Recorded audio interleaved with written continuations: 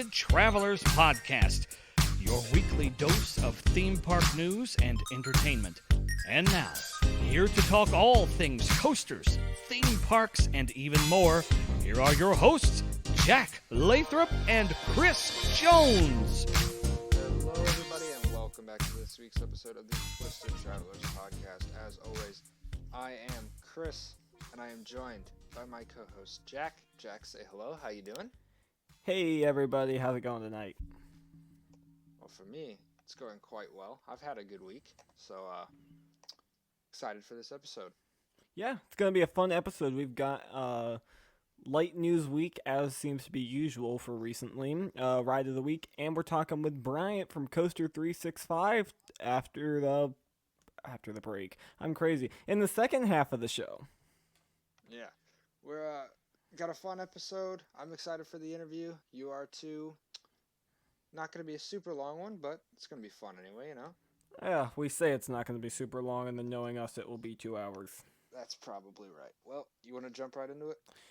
Yep, so let's start off with something that's actually just, very recently come to light, and that is Jersey Devil. RMC is back on site, and crews were placing track and spiral staircase today, if I saw correctly.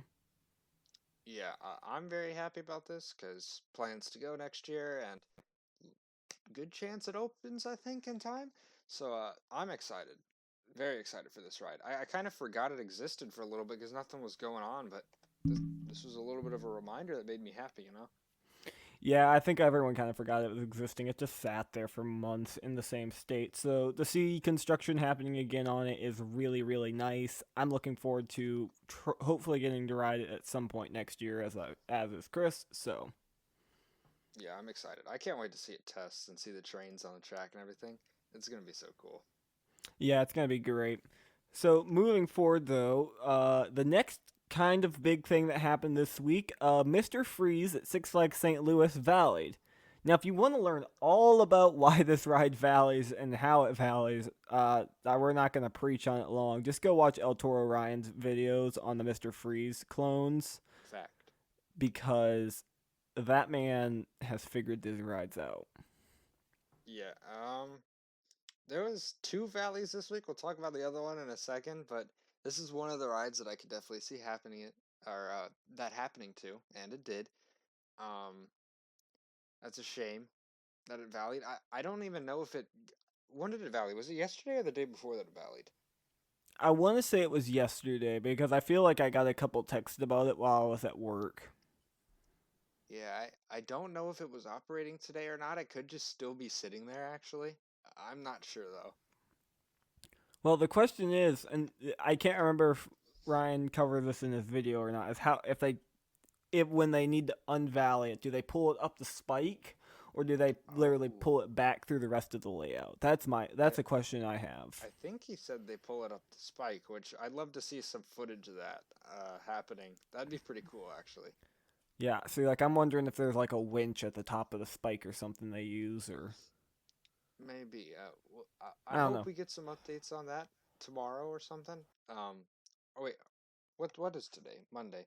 Park might have even been closed today. I'm not sure, but yeah, that happened. Not good. I mean, it's not awful. It's just a Yeah. bummer. Although, wouldn't you have loved to have been on that train? Speaking of trains that I could have realistically been on that valleyed, Hollywood Rip Ride Rocket also valleyed. I mean, I ride this thing fairly often, so who knows? But no, I was not on it. Another ride that valleyed. Didn't it valley because it was, and I'm doing air quotes here, cold?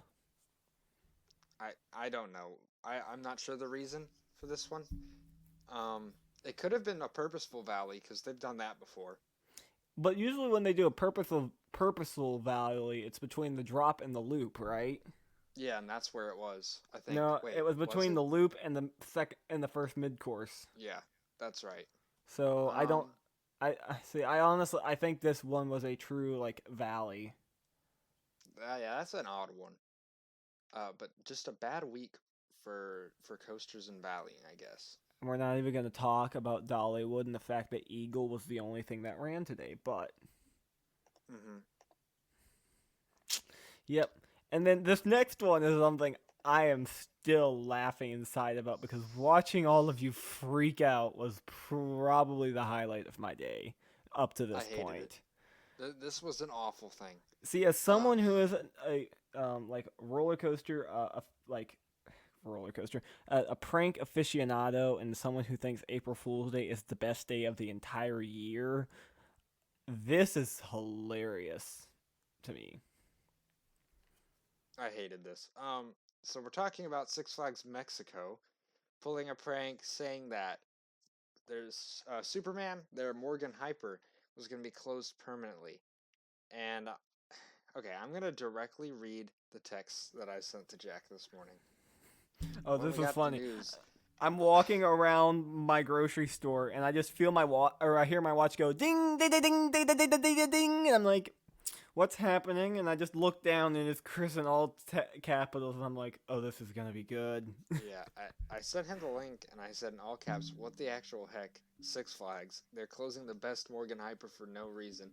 And then only a couple minutes later, I put, "Okay, never mind. Apparently, Mexico's version of April Fool's Day is today." Phew. And then I said, I "Ha was ha really ha! nervous. That was priceless." I, man, this is a ride that I really want to ride. So if they were closing it, I was about to be really angry that I never got a chance to. But it was a prank. We're good. It's still there. We can calm down. I mean, just you wait till I pull an April Fool's Day joke on you. You're gonna hate me. Uh, I'll know it's April Fool's Day though. I did not know today was It doesn't Mexico's matter version. if it's April Fool's Day or not. I am the king of pranks. I got my Oh, we'll grandma to see. drive 3 hours into the woods to release a fake skunk when she was supposed to be making dinner for everyone. That's just cruel. That's a story for another day. We'll do an off-topic episode, and I'll tell that story one day because it's That hilarious. that's cruel, Jack. It is not cruel. She thought it was a real animal. She was doing the humane thing. Yeah, but she didn't need to. That you're low Again, key a terrible person. we've been friends for how long, and you're just now realizing this? Well, now it's even more apparent. Okay. Well, that was news. We told you guys that it wasn't that long. Not much happened. Uh, and I don't think much is going to be happening, which is a perfect time for us to take a break, which we'll talk about later. Um, but anyways, ride of the week now. You ready? Yeah. So we're down to two. We've got Thunderation at Silver Dollar City and Carolina Cyclone at Carowinds. Um, yeah, these are two. Also, these are two more of my favorites. So let's see what we're. Excuse All me. right. Let's see what we're talking about this week. I'm going to spin. It's spinning, it's spinning, it's spinning. Okay, looks like we're saving the best for last. Carolina Gold Rusher. Did I type Cyclone again? You didn't even say anything. Yeah, I noticed it in the show notes and I knew it was a typo. You're good. I'm gonna change it now because I just said Cyclone too. We're talking about Gold Rusher, the mine train. Okay, I've got a bunch of stories with this ride. I know you and I have one together. I've got a couple with my dad. I've got some with David. I've got a ton of stories with this ride. Um, but let's talk about the actual ride, and then I'll tell a story or two. Okay.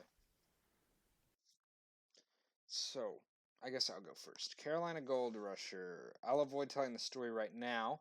But my first rides on it my first ride on it was a night ride, and I really liked this thing at night. The tunnels were really cool.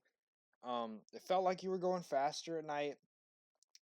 I'd say, I think it's a little bit more extreme than Adventure Express, and during the day it wasn't as good, but it was still a solid mine train. I'd say during the day it's middle tier, but that night ride bumped it up into my top tier mine trains. I really enjoyed it. The tunnels and the drops at the end are definitely the best part and probably one of the best parts of a mine train overall, but everything else is kind of meh. I really enjoy it. I do enjoy it a little more than Adventure Express, but not as much as the other two that we have, or one of them we already have done, and then the other one we're going to do next week for Ride of the Week. But overall, it's really solid, and my fifth favorite at Carowinds as of now, because I haven't ridden Copperhead. So, that's what I'll say. Yeah, I'll second most of that except for like how you rank it. I'd probably put this one in third behind Adventure Express and the one we're going to talk about next week. Um, yeah, it's such a fun ride. My biggest complaint about this thing, well, I have two big complaints about it. One, it gets such a long line. Even though I love to ride it, it's so long of a line always. And two, the ride, the trains, the benches on those trains are like as wide as my thumb. It literally feels like you're just squatting, and there's just a little ledge for you to like kind of sit on. But other than that, it's just so much fun. I try to ride it every time I'm over at Carowinds. Absolutely adore this ride. Okay, story times. Let's do the one. Let's see. Let's tell ours first. So this goes back to the first episode where we talked about how we met and we told the story about the whole night. And we probably mentioned it, but we got to Gold Rusher, and as I said, it had a long line, as always. And so I still can't believe you listened to me. Why wouldn't I? I'm credit hunting. I'm cool with it. Well, I guess it makes sense that we were still complete strangers to each other then too. So basically, what we did, we got to the station, and I'm doing the math. It's like, okay, we got to do this ride, we got to do that ride. Still, we need and to get to Fury on time. And it's like we need to be on one of the next few trains, or we're gonna be cutting it way too close, or be over. And so I said, okay, you see that kid that's a single rider? You go ride with him. I'm gonna ride with this single rider kid, and we'll meet when we get off. Gotcha? Okay. So we did. I didn't even think I don't even think I asked the kid I rode with. I was just like, "Hey, I'm riding here," and he just looked at me like, "Okay." I was like, "Okay, yep, I'm riding here." Yeah. What did your person think? I mean, I think it was a group of three, so I just kind of filled in and just sat there. I didn't say anything. Like, I just focused on the ride, which was a really good ride. But yeah, we ended up just splitting up, and that was probably the thing that definitely saved us enough time to get to Fury for last ride of the night. Yeah, it was a Yeah, without that, we probably would have been cutting it close. That and my water detour, that too. But Yeah. um, yeah, so that's fun. Let's see. I've got stories with last year at Carolina Coaster Classic. One of my friends won a wheel off this ride. He won the giveaway and got a wheel off of it. So we're like any logical coaster enthusiast. They said, "Let's go ride it and prank someone." So we rode it, and the wheel was in my camera bag. And so we got off, and they pulled it out, and I handed it to my friend. Uh,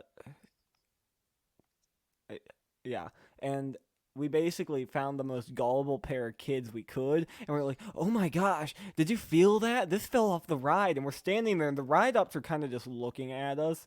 My dad's got it on video somewhere. It was hilarious. The kids' eyes like grew by like 10 inches. Again, terrible person. Then Yeah, see, you're continuing to show the listeners what a great person you are, Jack. I was not the one holding the foam, but there may be a video called Jack and David Ride a Mine Train Part 1, where it's Jack and David riding a mine train with an iPhone and held in front of them with some of the most funny commentary ever. That may or may not exist. Let's see. What else? There's been some other funny things with this ride. Also, it's just there's so much fun, and I have so many good memories of this ride. So I really do like Carolina Cyclone. That I mean, I could go on all night talking about why I like this ride, but we'll leave it at Yeah, that so it doesn't get too awful long. it's a solid ride. Yep. It's probably one of six coasters I want to ride when I go back to Carowinds, and that's about it. Let's see. My list of rides to ride at Carowinds now is I need to ride Fury, Intimidator, Carolina Gold Rusher, Carolina Cyclone, and Copperhead. No afterburn? As I have said many times before, Afterburn leaves much to be desired every single time I ride it, so if I don't ride it, I don't shed a tear. Okay, afterburn might be a little overrated and not as good as the other inverts we've ridden, but like it's still a good, solid ride. It's a good solid ride, but I'm just saying, I've never gotten off that ride, like, super impressed. it's everyone's always like, oh, it's so good, and I'm like, you call that a good invert? I mean, it's smooth and it's intense and it's just a little short. Like I that's a ride that I definitely would like to ride every single time I go back to Carowinds for sure. See, you say okay, smooth, yeah, intense. That's where I begin to disagree because Well, that doesn't ride it does have a not. bat wing? It does. It doesn't Yeah, the punch at bat wing was all. really good I don't think I it from what I punches at remember. all. And it Not also until does this not help yesterday. that I rode this like 4 days after I rode Talon, which I was consistently like black or not black graying out on, and also rode this like right after I rode I-305 too. So like when you say intense, this ride does not scream intense. I think Copperhead is more intense than Afterburn. So I don't. I think a lot of people would be mad at you for saying that. I haven't ridden Copperhead yet, but I need to. Marcus and I That's a have park already I am definitely going back to this year. So Marcus and I have already fought over Afterburn. We fought over El Toro. People, I'm Mr. Hot Take. Do you think I'm scared of you? nah. Yeah, I The literally. only person you should be scared of is me for proving you wrong. About what? I mean, we can go through the podcast and find other times where I give logical evidence as to why a lot of your takes are wrong. I mean, they're my takes, so they're never wrong. Well, yeah, this is true, but as like you know what I mean. There's a lot of stuff going against it. I mean, yeah, mainly it's that like the rides that I don't care for are rides that I should care for, and I'll agree. Like rides like El Toro, I'm sure I'll like it more once I ride it again. Right. But it's got to live up to the memory I have of it, and quite frankly, I don't. Here's the thing about Toro: it was so forgettable. I know I rode it. I have proof I rode it. Yeah. I barely remember it. I remember Mhm. going up the lift hill, and I remember the rolling thunder hill. That's about it. I'm gonna be Well, honest. That whole day is still a blur. I barely remember see, that's anything. the The only thing. coaster I can tell you for sure, the whole ride, probably without thinking about it, is Nitro. Yeah.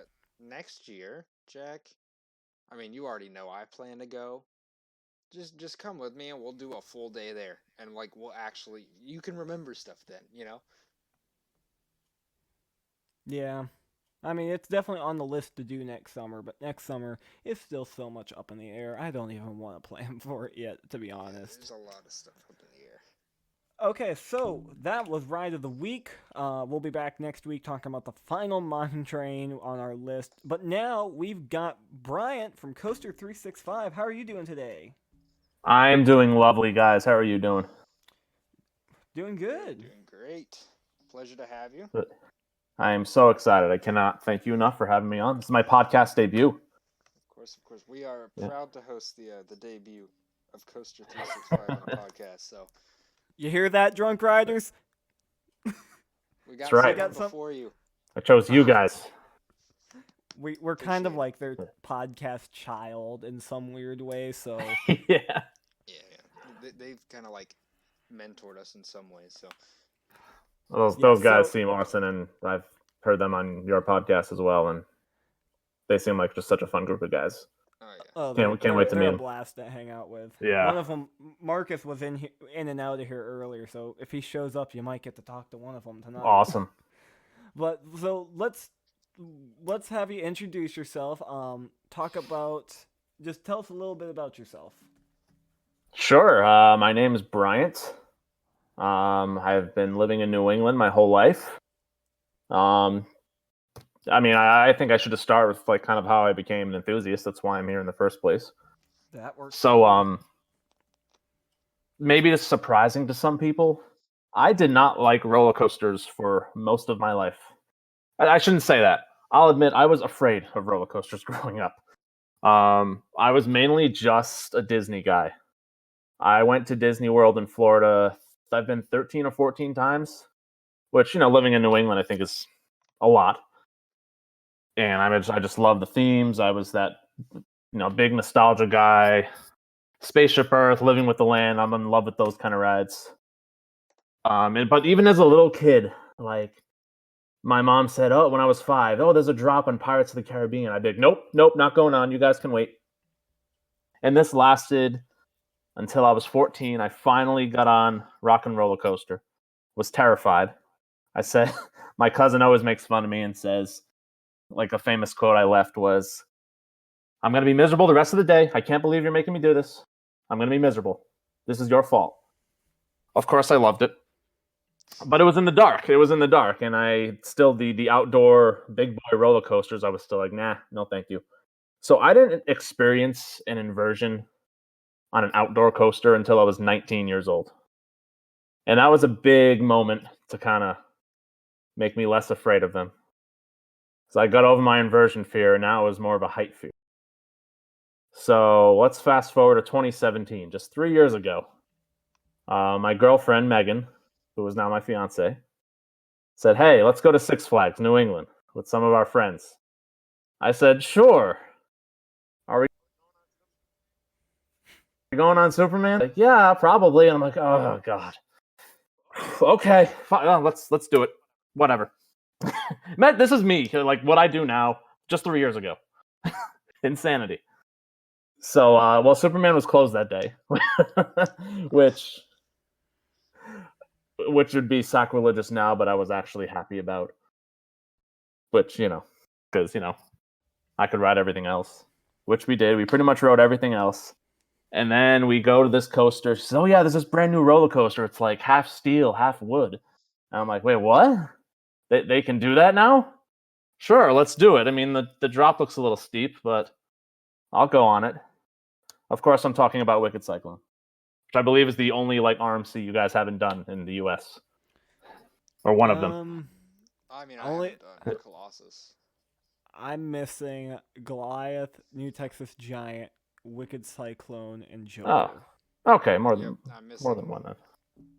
What am I missing? Twisted Colossus, Goliath, Joker, and Wicked Cyclone. Yeah. Gotcha. But I got off that first ride. My life was literally changed. My mind was blown.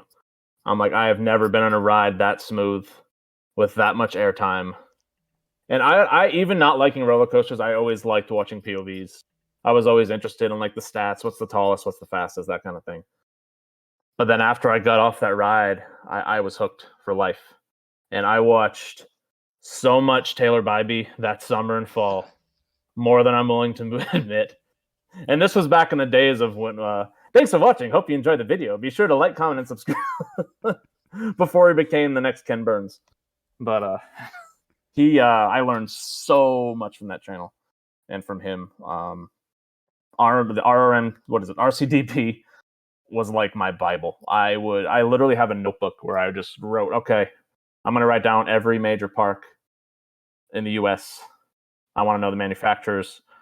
I want to know what year it opened. And I literally have a book where I just kind of copied RCDB because I'm a psycho.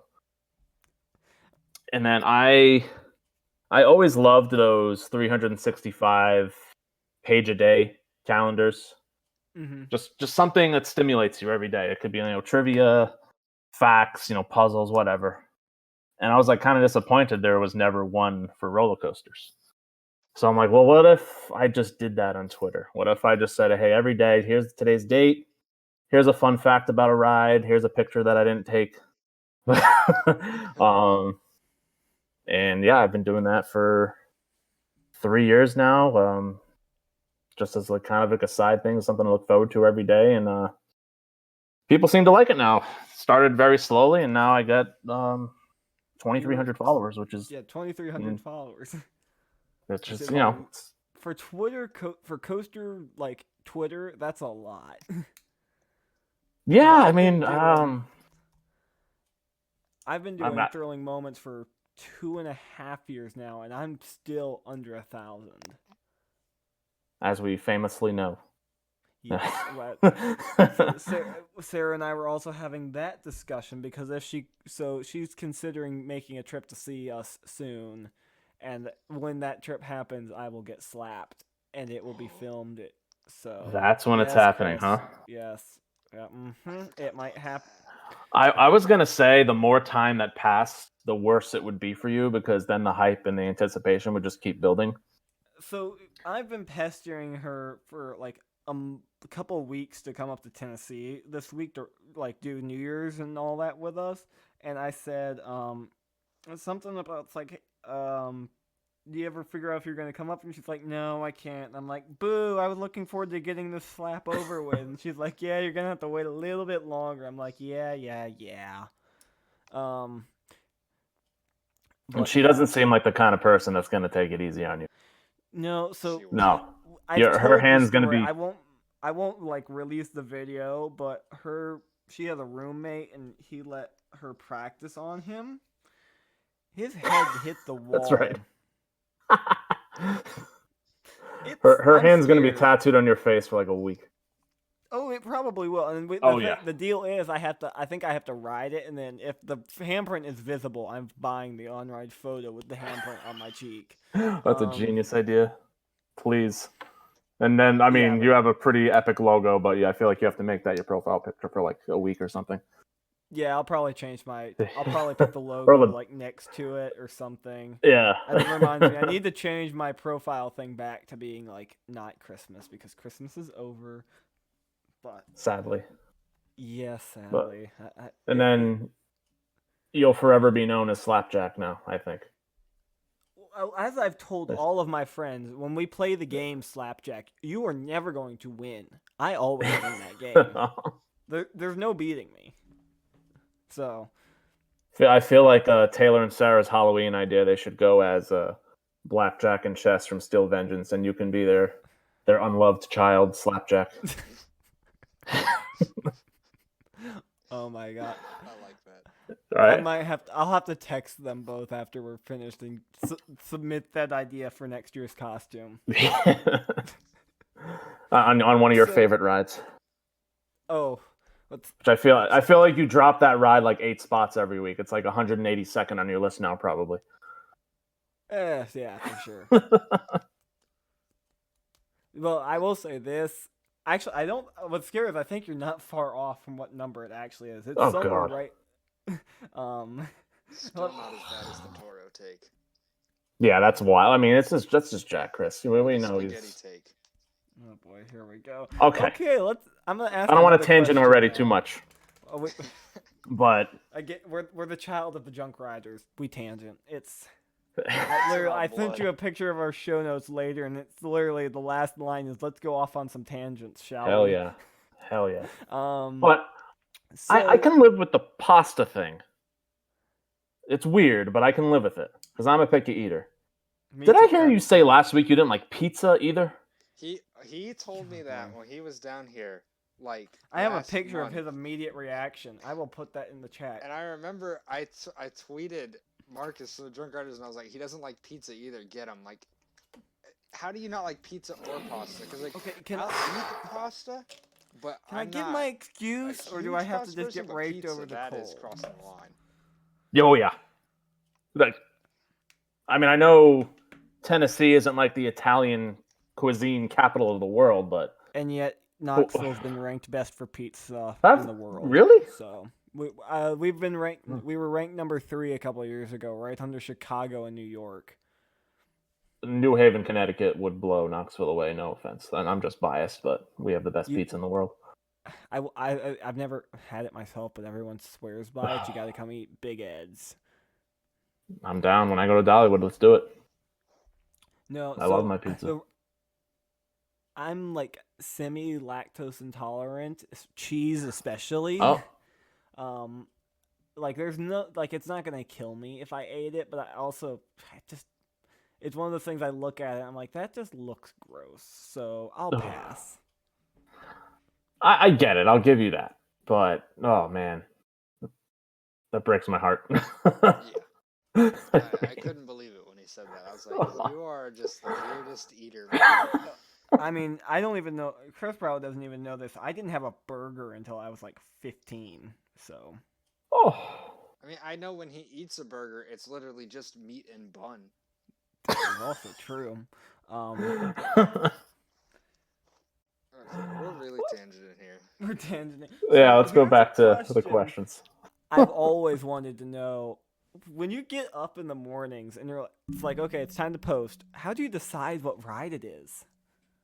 Okay, so you know how I said I made all these notes about, on RCDB, and I've expanded that since to Europe and Japan and all these places.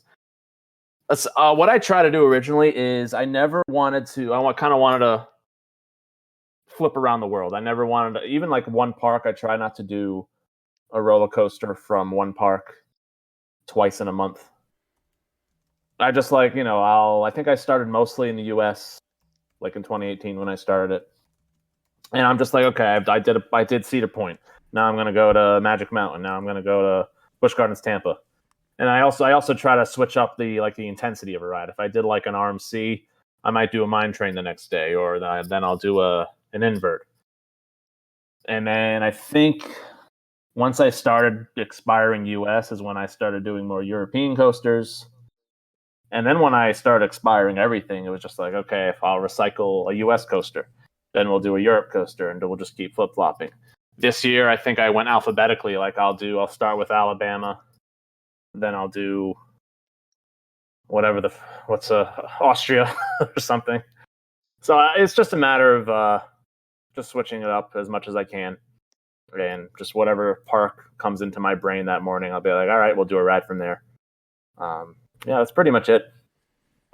Seems like an easy enough formula. Yeah, it's and I want to keep it fresh. I don't want to be like, here's all the Cedar Point coasters. So. Yeah, I feel bad when I get like on a run on Instagram or Twitter because it happens where I'll go to a park and I'll have a ton of new pictures and it's like, okay, you're getting like 2 weeks of Cedar Point crap because I went out and stood on their break wall at 6 a.m. to take pictures of it at sunrise. Or like last week was pretty much straight Dollywood because I had a bunch of stuff from my trip or my stop up there a couple weeks ago. I mean, you have Dollywood photos like every 2 days. And yeah, I mean, it does. They're all great. I'm not complaining. But it does help. Like I said, I go up there like every other week most of the time. So my favorite thing about posting Dollywood stuff is posting the angles that no one else has found yet, and then seeing how long it takes someone else to find it and copy me. Yeah, I mean, you're like the number one reporter of Dollywood, I think. That's my goal, especially with Lightning Rod right now. Since I started posting Lightning Rod pictures on Twitter and Instagram of the construction specifically, my numbers took a jump. Like, I'm up like 200% on Twitter. Especially since like that ride has had such a wild history, and you're kind of documenting their first real major change to it. So yeah, I think people are just super intrigued. I'm planning on in the spring, probably releasing it will be a novel of a blog post of like a full change log list for Lightning Rod because I've got pictures of it pretty much in every stage except for its original construction, but I can walk you through the entire history of that ride and pretty much tell you every speed bump it's hit. That's amazing, dude. There's a ton of stuff people don't know about.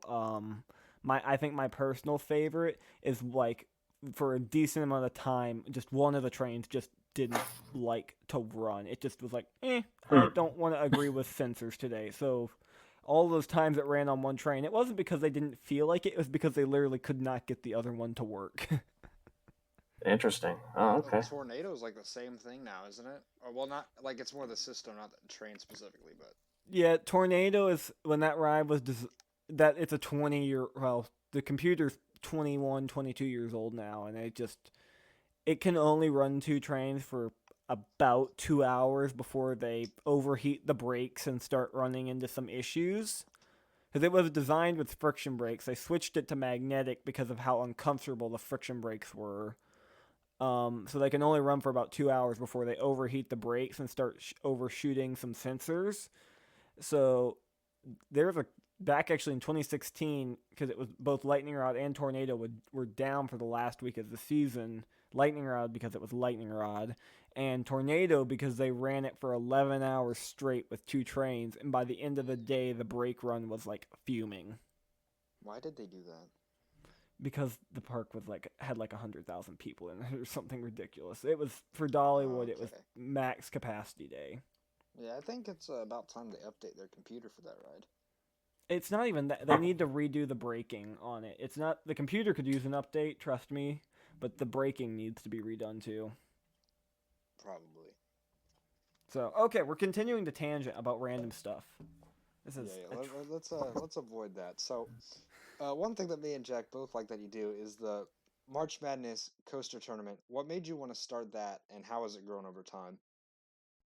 So, I mean, I've always been a big college basketball fan, and just the March Madness tournament in general.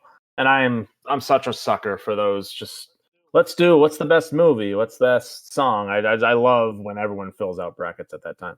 I just like tournaments in general. Mhm. And I think I know Coaster 101 does a park March Madness tournament, and I never saw one for roller coasters. And I'm sure that there were some out there. So again, just simply, I'm like, well, here's a little side project, in addition to the posts. Let's just do a March Madness tournament with roller coasters. And I think the first year I did it, it was getting maybe 20, 30 votes per matchup, which at the time I was like, oh, wow, this is cool. People are actually interested. And I think last year it was averaging 250 per matchup, maybe not that much. I know the finals had like 300 votes, and people seem intrigued and interested, and so we're already kind of building up to it this year. There's going to be a major twist that I don't know if people are going to like, but a little hint for a Twister Travelers exclusive. It's going to be more unpredictable this year, and I like Fury has made the finals 3 years in a row. It won in 2018 and then lost to Steel Vengeance both last year and in 2019. I can guarantee you 100% that will not be the finals matchup this year. That's all I'll say for now. Ooh, I like this because this means Lightning Rod has a chance of actually making it this year. Yeah, maybe. Maybe. I will say no more. When this happens every year, I'm like campaigning like my life depends on it. It's like vote Lightning Rod, people, vote. The way I think I just asked people, hey, send me your top 10, and then based on points, I'll seed them. And Lightning Rod was like an 8 seed in the South one year. I'm like, what was up with this? I think it was 2 years ago. People go like crazy over Lightning Rod, especially there's people that are like it's great, and there are people that are like I hate it because it wasn't open. I'm like, well then how are you ranking it? Yeah, no. It's like I'm Yeah, sorry. I'm not a fan of all the people who decide to rank or rate rides that they haven't ridden. Like, it just skews and sways things too much. Or if they had like a bad park day and will blame like the roller coaster. Yeah. Like I mean, what are you doing? And trust me, Lightning Rod has its days where even I want to throw something at it or scream at it, which I actually have done a couple of times. So yeah, March Madness. I'm looking forward to this year with a. Ooh, I'm liking the sound of not being Steel Vengeance versus Fury. No, yeah, not happening. I'm also on the team that I think Fury is the better ride. That's me. I'm on that team also. So, Actually, if you didn't mind, I had a question for you guys just regarding like enthusiast psychology and in the mind of an enthusiast. I mean, I think as enthusiasts, we have a number one, but our goal is to top that number one. Yep. So, sorry, my cat's going off. hit the snooze. Someone hit like, the snooze and button. I might be, I might be at blame for this as well. When you want your number one to be topped, when you like rewrite it, are you looking to like scrutinize it as much as possible and look for any possible reason to drop it down? And consequently, when you ride like a new, like I'm riding Fury and Lightning Rod for the first time next year, am I going to be like, oh, I really want a new number one? I'm going to have that like recency bias. Do you think that plays into rankings at all? I think recency bias, definitely, because I mean, like, I, hmm, I will I mean, say this. I know Jack can say this with Skyrush because I mean, Skyrush it stayed in your top 10 even though you hadn't read it in 3 years, and then you wrote it again and immediately popped up a lot. Yeah, and I think that was more. It's been 3 years, so its memory of me writing it had faded significantly. But I never walk in. I never walk in saying this is going to be my number one or I want this to be my number one. I Mhm. always want to be pleasantly surprised. I want that ride that I didn't Yeah, expect to be great to be the one I ended up like loving. For instance, a perk X2. I mentioned, X2. That's a great example. I absolutely had no expectations. I fully expected to hate the ride it once, and walk away. And it ended up, I mean, if Lightning Rod got torn down or for some reason I could never ride it again, X2 would be my favorite operating roller coaster. Um, but then there's rides like Mr. Freeze at St. Louis. Like, again, no expectations. I was like, I'm sure it will be good, but I walk in, it's my favorite in the park because I didn't have expectations for it. Um, but then I definitely think there are people that are like, oh yeah, this is gonna be my number one. I've met Mm. multiple people that are like, once I ride Lightning Rod, that will probably be my number one. It's like, you haven't ridden it. Yeah, I praised the thing to death. I mean, I've been riding it for years, and I'll defend it until the day I die because I love that ride.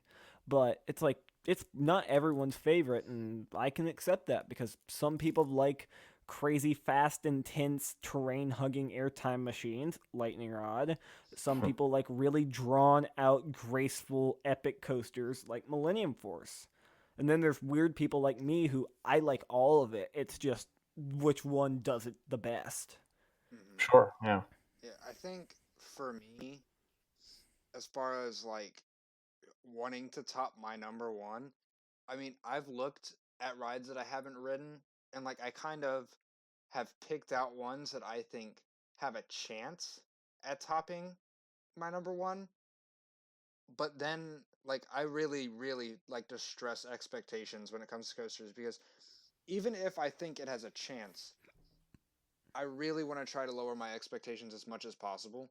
And like, I think I've done that pretty successfully for most coasters, and then you do end up being pleasantly surprised. But I don't think I go into one ride expecting it to be my number one because I lower those expectations. And I'm not really looking to find a number one immediately. I'm just kind of like, yeah, it has a chance, but that doesn't mean Mm-hmm. I want it to be. That doesn't mean I expect it to be. Yeah, Yeah, Chris, and you I'll specifically. Sorry, Jack. Go ahead. go. No, you go ahead. Oh, just Chris, you specifically. Actually, I respect the hell out of you like picking a ride like Time Travelers number one and how Thank it you. because yeah, I mean, and that's kind of another question I have. Like, do you like? I know Jack, we know your history with Steel Vengeance, whatever. Was The there a truth, part of you that though. said so many people have this as my number one? I'm gonna try not to make this my number one, or like not in your Hmm. top whatever. Like, Ah, I'll say it for me. I don't Lightning Rod. There's a bunch of people that have it as their number one, but my top 10 is such an eclectic group of roller coasters that I get comments on all the time. It's like that is such a weird bunch. It's like you've got crazy intense RMCs and arrows, but then you've also got super graceful Intamins and B&Ms in there. I'm like, yeah, I like oh all yeah. of it. maybe the talent, the palate that you lack in your tongue, you've just given to roller coasters. Hmm. That must be it. Yeah, I mean, I know for myself, I mean, I think I have a pretty good variety. I'm pretty much a fan of everything. I mean, you've got a ride like Steel Vengeance and Skyrush, both of my top five, but then you've got like the Millennium Forces and Time Travelers that aren't like I'm trying to kill you intense, but just super rewritable, graceful rides, and I'll put them up there. And as far I as don't know, like that drop on Time Traveler tries to kill you. Let's be honest. Oh, that's that looks yeah, so good. that does. But as far as like, especially with Steel Vengeance, thinking everybody has this as their number one, I don't want to make it my number one. I think everybody saying it was their number one did kind of put high expectations on it for me, and like it's Hmm. still an amazing ride. But going into it, I was already like, the Steel Vengeance, all the elements on Steel Vengeance, you can really experience something similar like it anywhere else. It's just a really long version, and that kind of took away from it a little bit for me. it doesn't really have a uniqueness factor other than the length for me. That's fair. And I mean, I'm very much a you do you. You have your list. I'll Yeah. respect it. I'll never get on someone for like, oh, you have this ride at this place. So I think both of you do a really good job of not letting outside noise affect your rankings. Oh Yeah, yeah, I mean, when I've I had rode people Time tell me Traveler, I before. felt that. I was like, I'm worried I'm going to get scrutinized for this, but I was just like, I mean, it really is my number one, so I'm Yeah. just going to go with it and see what happens. No one can say you're wrong. It's what you enjoy. When I Well, I've had people I try do to it, say I'm wrong, but well, you know. we tell them they're wrong. Because I will say this, like, it's an amazing ride. It's in my top. I think it's at 6 right now, and like, for me, if you're in my top 10, I consider you a near perfect, if not perfect ride. So it's for me, the top 10 are almost all interchangeable, to be perfectly honest. But like with Steel Vengeance specifically, I have like emotional attachment to that roller coaster. It was my 100th roller coaster. It was one of the first. It's the reason I made my first trip to Cedar Point in 2016 was so I could ride Mean Streak before it got converted. And so, like, I remember watching that whole construction process. And when I rode it in 2018, it was my number one, and it was Right. my like 1 through 4 for a while. And I was like, yeah, it's an amazing ride. It deserves to be there. Um, and then over time, I also had the realization just how much I loved Lightning Rod because I think I began to take it for granted, and then we had a huge like downtime that fall, and during all that, I was like, I really do love that ride a lot more than anything else. So that's when it's moved into the one spot, and as I've always said, coasters do not compete for my number one; they compete for the number two because nothing is getting into that top spot. But Steel Vengeance, we went back in 2019, complete like spur of the moment. We were driving up to Michigan to see family, and we were like, oh, let's break the drive up. We'll stop in Sandusky. We could do Cedar Point for a few hours. And we went, we rode it. I got a front row night ride, and I got a back row ride right at the beginning of the day. And I got off of both of those rides. I was like, this is not the intense monster I remember from 2018. This feels more like Lightning Rod when it's having a really bad day, or even it just felt sluggish the whole ride, and it's like, it's a good ride still. That's not top 5 potential anymore, and so that's where my opinion is based off that last ride I had. So Interesting. I'm sure I'll ride it again, and it will shoot up, and that also goes for the same thing with El Toro.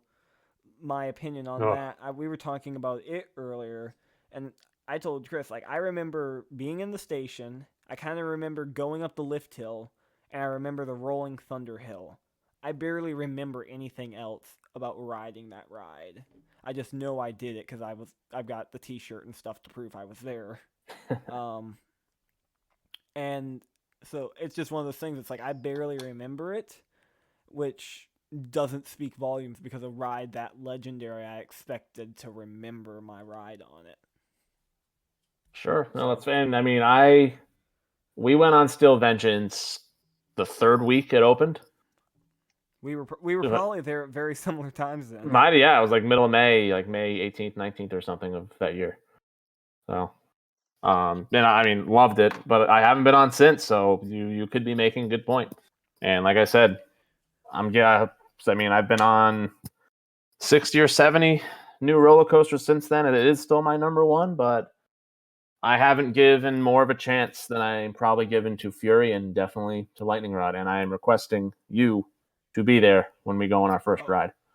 Oh, I will be. Yeah. It does not take much to get me to Dollywood. I hope like you're not in New England while I'm there. Let's try not to make that happen. Yeah, we'll avoid that. Right now, assuming everything goes to plan, I'll be in East Tennessee a lot next summer because of my job. But yeah, Lightning Rod. I go up there. I ride Thunderhead, Eagle, and Lightning Rod. Those are the 3 things I go back and forth between. But I'll say this, and Chris touched on it with Steel Vengeance too. It's such an amazing ride, but after the twisted airtime hill that dives into the structure under the lift hill, it gets so repetitive, and I call it the greatest hits of RMC, and up until that point, it's like everything's kind of unique. But once you get into there, it just starts airtime, wave turn, airtime, barrel roll, airtime, airtime. It's like I could go ride Twisted Cyclone and get the exact same ride. Yeah, it's definitely a ride I need to re-ride. Because, I mean, I don't...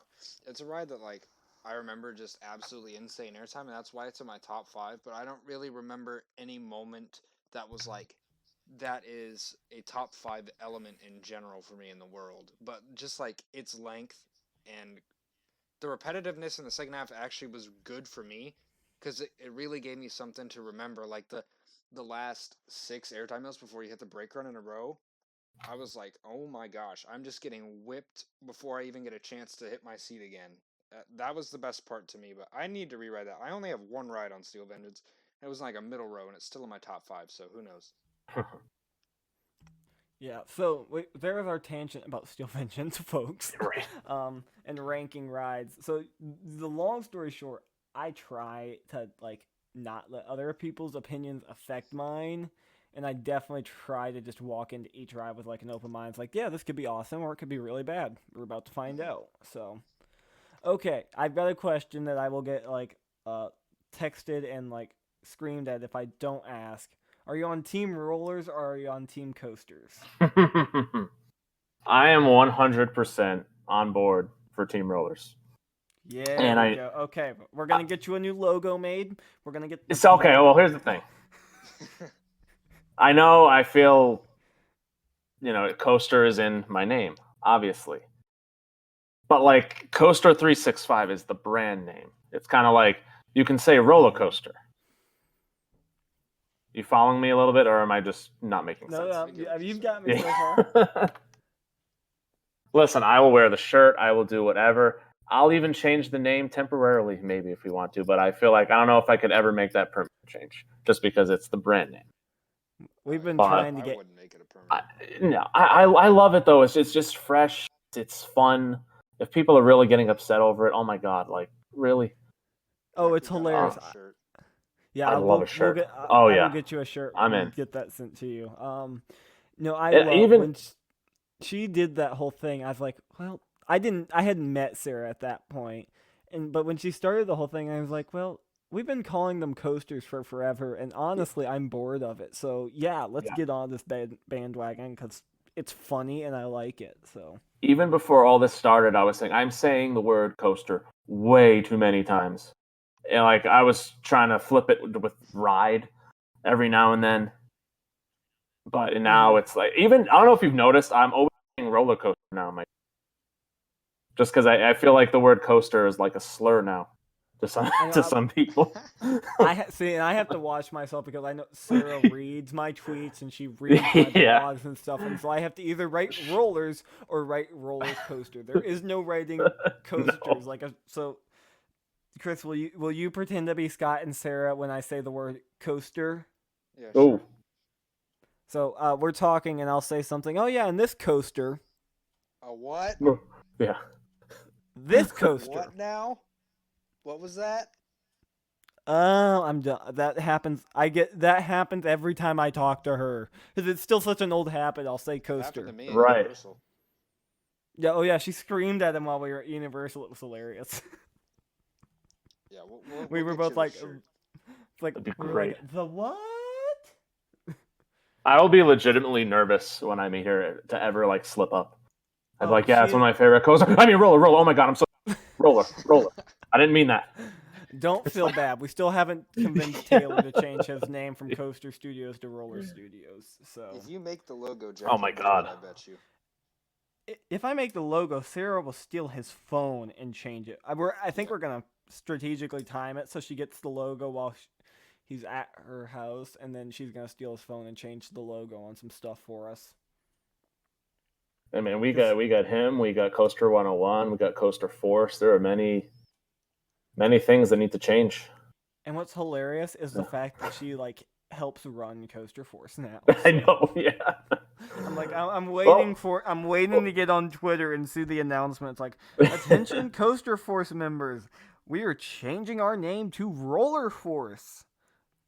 I mean, again, though, it is a brand name, so maybe they can get away with it. Yeah, yeah. I So, will say though, Velociroller is such a better name than Velocicoaster. Yeah, thank unironically, it is. 100%. just It just sounds flows with a Velociraptor. Like, Exactly. We are Yeah. all probably. I'm probably gonna make us all Velociroller, like whatever Velocicoaster T-shirt they come out with. I'm gonna like get a good picture of it and recreate it. It's just gonna say Velociroller. one of my dreams of like, if I'm just on Twitter now. I've told you I do want to expand to hopefully a YouTube in the future. One of my dreams though of this whole experience is I want, like, because I played baseball my whole life, I want a team roller versus team coaster softball game Oh my or gosh. something. I'll do it. Yeah, Just right. hold on. Hold on. I just need to imagine this for a moment because I'm just seeing like the four of us. So you've got me, you, Sarah, Scott, like all of us. We're all out there playing for Team Rollers, and then you've got like Taylor, like or you've got Taylor being like the pitcher for Team Coasters or something. And I'm just imagining the pitch just getting about halfway to the plate and just falling straight out of the air. And then you've got Dan from Midway Mayhem just at first base with his glove just covering his face, oh, this would be great. Right. Oh, this We would be gotta make that great. happen. Right. Oh, that'd We've be great. got to Yeah. make that Or happen. some sort of game. And we could, You- hey, and you know what would be best? We could do slap bets for it. I'm down. I'm down for any bets. I love what the In Loop guys do with their fantasy football draft. Oh We're my planning on god. doing one next year. I heard. Yeah, so next Yeah. year we're planning on doing a big one, and we've been debating how bad we're going to make our Luther punishment. Did See, you I see don't the want one to make they're it. doing this year, Jack? Yes, they have to stand on the chutes bridge in a full Canadian tux with like a Love it. 5-gallon hat for like 6 hours. Amazing. Last year's was awful. Last year I think I would have like just jumped into the lake. They had to wait in line for Steel Vengeance all day and walk Just through the train walk every right single by. time. That's horrible. I You swear know, they sit around there like, ooh, what could we do this year? in a world with such negativity, we just need more stuff like that.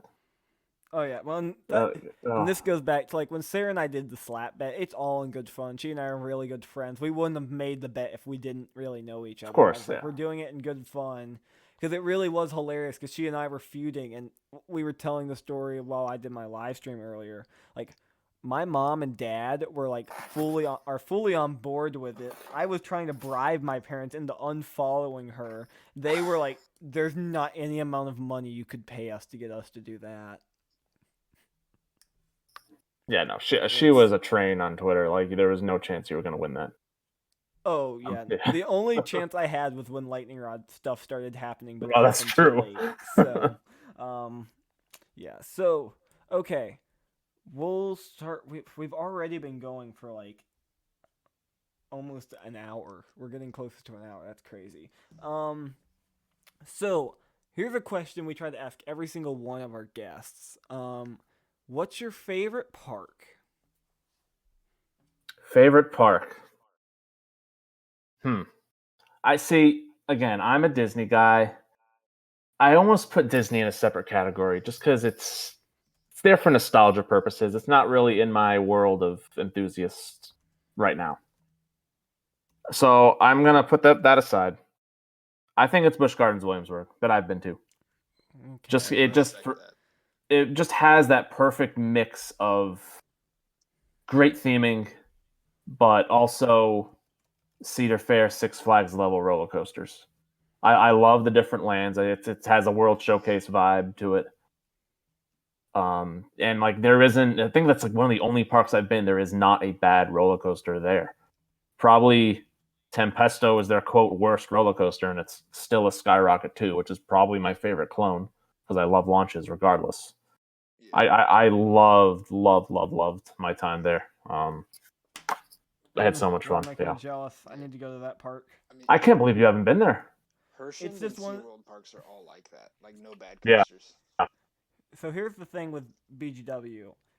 every time I say I'm gonna go, then they announce some new ride, and I'm like, ugh, I'll wait one more year. And so I was Hmm. finally going. We were gonna bite the bullet this year and go for Pantheon, but no Pantheon. We are like, we're gonna wait until the whole park's open. So that's why it hasn't happened. It was on the docket, I think, for early June this year, and it just didn't happen. So It's such a photogenic park too. Like that area Oh. around Loch Ness is you could spend Trust 2 me. hours taking photos there. That will probably be a 2-day park for me. I know most people are like, yeah, you could do it in a day, but I'll need 2 days there so I can Oh, we fully did too. enjoy my Yeah. time taking pictures and stuff. I need to do another day there. I plan on going back this year for Pantheon anyway. And last time I went, the lines got long the second half of the day. The only coaster I got multiple rides on was Invader, of all of them. And like Verbolten's my favorite in that park as of now, and I really want to ride that again. And then Pantheon has a chance to be my 300 this year. So Ooh. Yeah, Free. there's parks. Let's see, Knott's Berry Farm, Cedar Point. Those are parks that I could go to and literally spend an entire day without riding a ride. All I would do is have my camera out.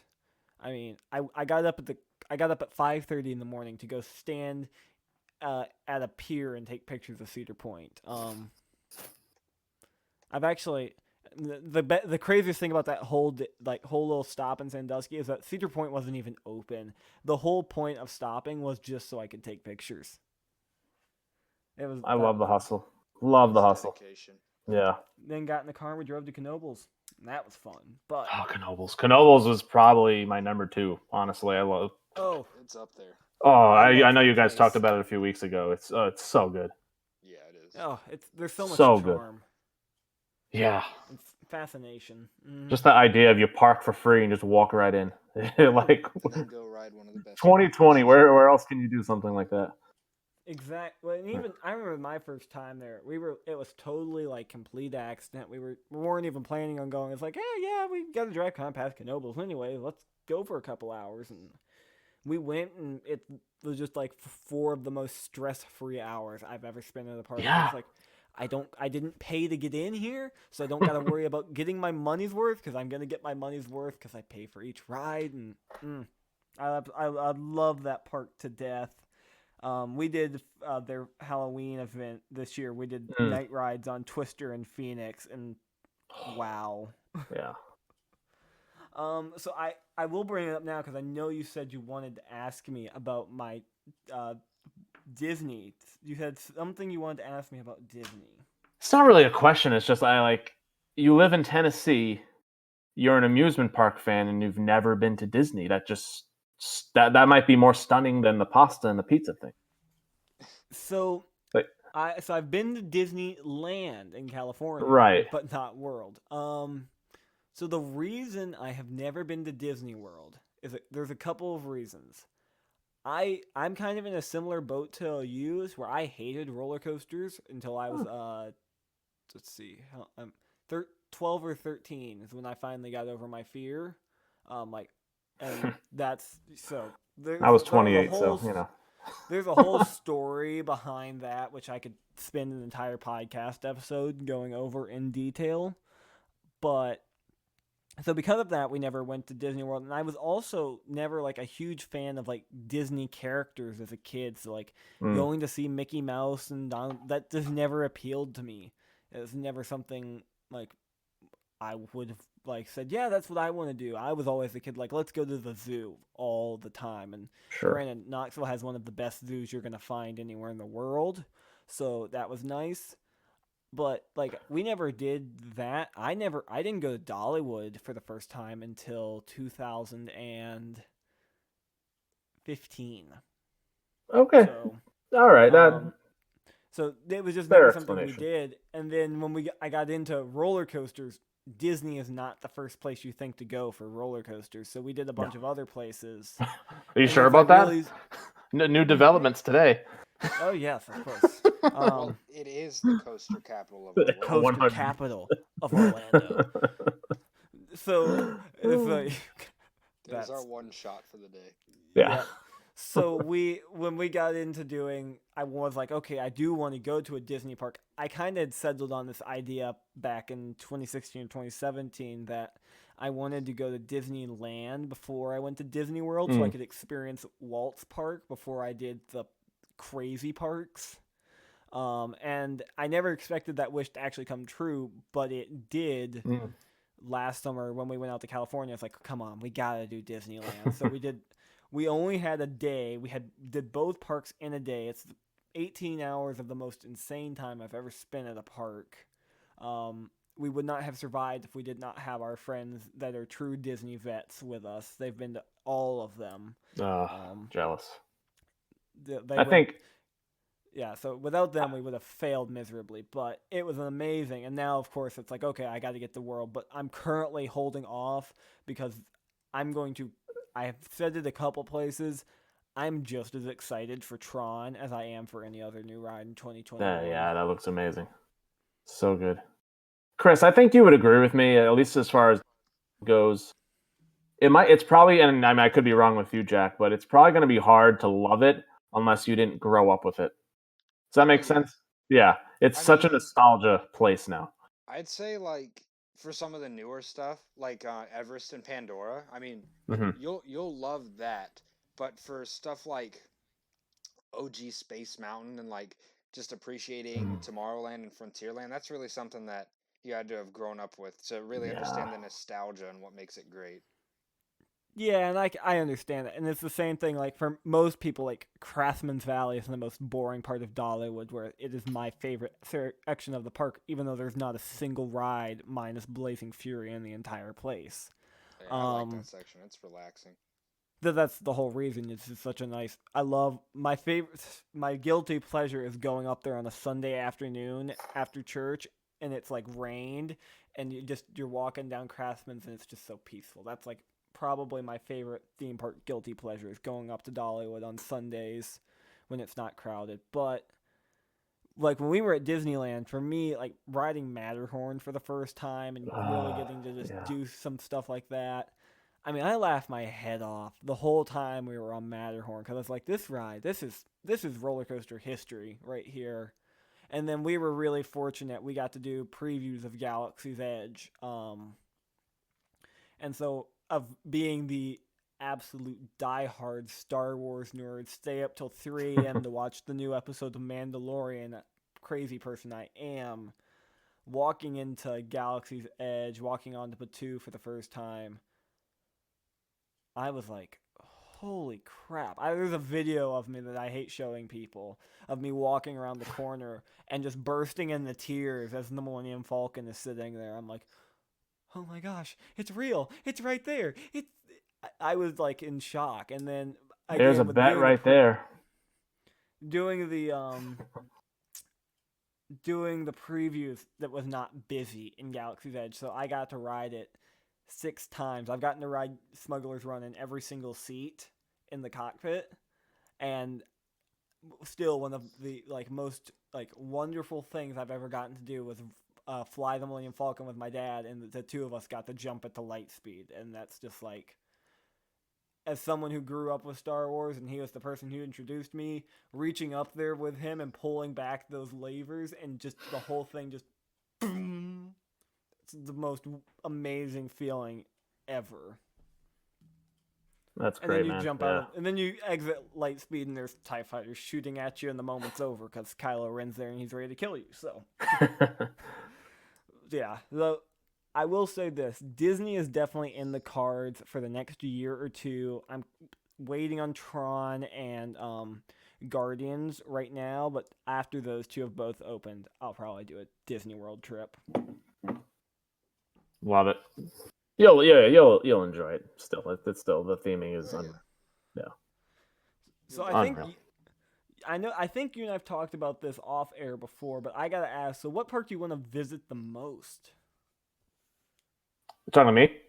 Yep. Oh, I mean, other than Dollywood, because Dollywood's probably the answer, or Silver Dollar City, at least in the U.S. I mean, I really want to go to Fantasialand or Phantasialand. I don't know. I've heard both. Fantasialand looks so good. Taron's probably my number one on the bucket list because I love Maverick. Supposed to go this year. I know. Yeah, Those I are have all the good answers. yeah. So And yeah, U.S. I'd say Dollywood, and I would probably say Fantasialand. you can't go wrong with Dollywood or Silver Dollar City. Oh yeah. They're both they're this is, I'll say this, they're so eerily similar and yet entirely different places. Hmm. Because you'll be like my first time at Silver Dollar City. Of course, I mean I've spent the last 5 years just combing over Dollywood. I could probably tell you like random posters in that park without thinking about it. And then you go to Silver Dollar City and it feels all the same, but it's so different, and it's such a weird feeling. I think the way I ended up putting it is the Dollywood, Craftsman's Valley is it's like our where it's exactly what it sounds like. All the Craftsmans are, and everything's like old timey looking and looks like it's like a wilderness frontier town. But you've got other areas of the park like Show Street and Jukebox Junction with Lightning Rod, and these are all different. Silver Dollar City is pretty much an entire park of Craftsman's Valley. Which is amazing. So Yeah. that's the big difference for me with the two parks, and I like Dollywood's my home park, so it's hard to rank Silver Dollar City over it, but I get called out for that all the time. So Yeah. All right. Well, we have one more question and then we'll wrap it up. So, where do you want to see Coaster 365 go in the next year or so? The next year or so, well, that is a kind of important thing happening in my life this year. I'm getting married, so that's exciting. They're kind of Hope, important. yeah, hopefully with just a tad normal bit. wedding. Fingers crossed. But 22, 23, I think I already mentioned before. I would love to maybe branch out to YouTube. I've personally told Jack some of my dreams, my insane dreams that I have They're for this. awesome, and I really want them to. It's I mean, it would be a lot of sacrifice and a lot of money. But if I've been in a career that I don't love for the last 10 years, and I'm at a point in my life, call it a third life crisis. I'm 32. That maybe, and what's driving it is Megan, who's amazing, my fiance, was the first one to tell me you should do this. And that's kind of all I needed to be like, oh my god, maybe I should do it. And essentially, it's going to be a lot of traveling for an entire summer. So if I can pull it off, that will be coming down the line. There's nothing wrong with traveling for an entire summer. Take it from people that have done it. Yeah, I know. And then we also want to see like a bunch of national parks. Oh, so which I was I know texting we've with one of my discussed. friends, and so you probably saw Yosemite got snow this week, and I was like, okay, meet me at the airport. We're going. Yeah. Like I need to see this because Yosemite is actually I fully plan on trying to get out there next summer. I don't know if I'm gonna do any coasters or not, but Yosemite's been a place I've wanted to go for a very, very long time, and I was like, oh, I need to go and see that place. That's number one on my list that I haven't seen. I mean, Dollywood is essentially in Great Smoky Mountains, right? Yeah, you're about 15 minutes away. And Oh, see, for yeah. me, I mean, I've been to the Great Smoky Mountains so many times, and everyone's like, "Oh, it's so pretty." I'm like, "They're just mountains. I see them every single day. Literally, I can look out my window and see LeConte if I want." So when you live in boring states like Chris and I do, where it's just flat trees everywhere. I know. So there's more elevation change on my drive to work every day than there is in the entire state of Florida. Yeah, I know. I think I had this program in the 90s. It was the best program ever. It was called Walt Disney World Explorer. I don't know if you've heard of it. I've heard of it. It's probably on YouTube. It's amazing. They had like fun facts about every ride, and one of them, Big Thunder Mountain, is technically the tallest mountain in Florida. Which I'm sure is Everest now. Well, I think there's something like 375-ish feet of elevation change in Florida, and there's a couple of hills I have to take in the mornings to get to work that are like 400 feet ish. It's because literally it's just all hills. The whole thing is hills. I love it. If you don't like driving in the mountains, East Tennessee is not for you. As long as there's no snow, I would love to drive in mountains. Don't come this week. No. So here's my tangent. So I worked on Christmas Eve, and when I got to work on Thursday morning, it was 50 degrees and raining. When I left work, I had 2.5 inches of snow on my car, and it was 32 degrees. 2.5 inches. How do you live? Oh my God. That was only the beginning. There were places that got 6 or 7 inches. Whoa, 6 or 7. Oh. That's like a full-on blizzard for East Tennessee. Oh, I know. Usually Yeah, I'm just about being... an inch is nuts for us. But Right, yeah. I was like, it was 50 degrees when I got here this morning. Why is there snow on my car?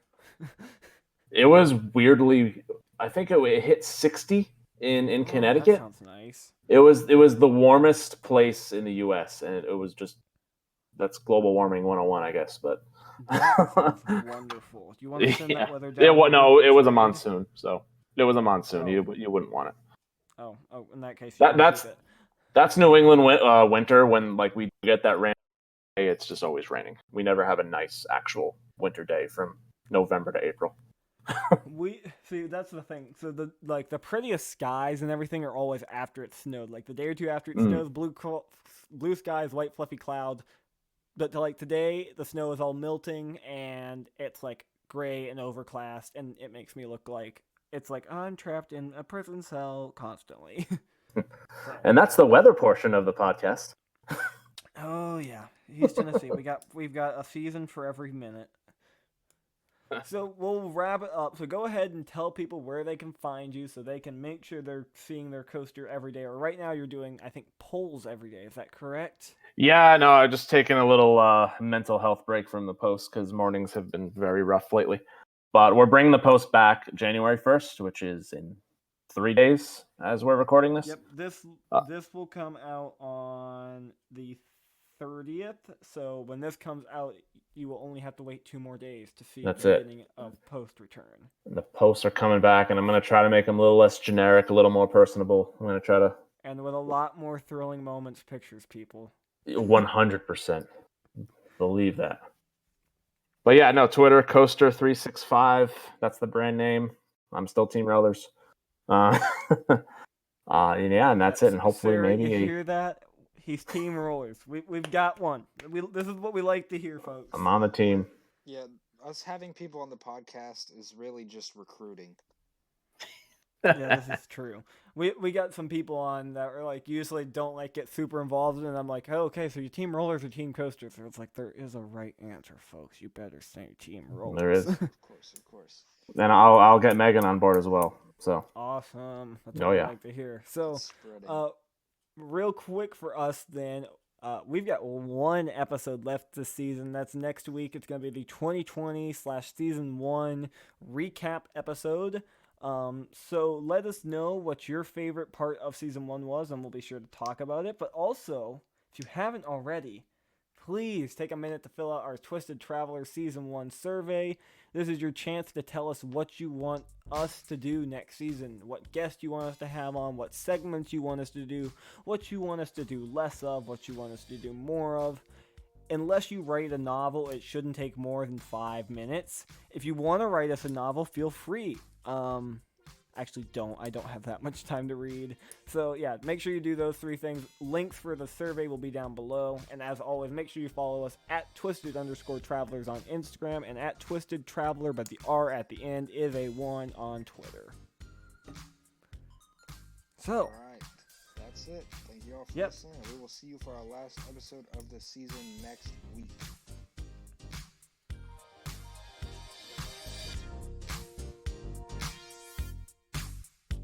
Thanks for listening to the Twisted Travelers Podcast.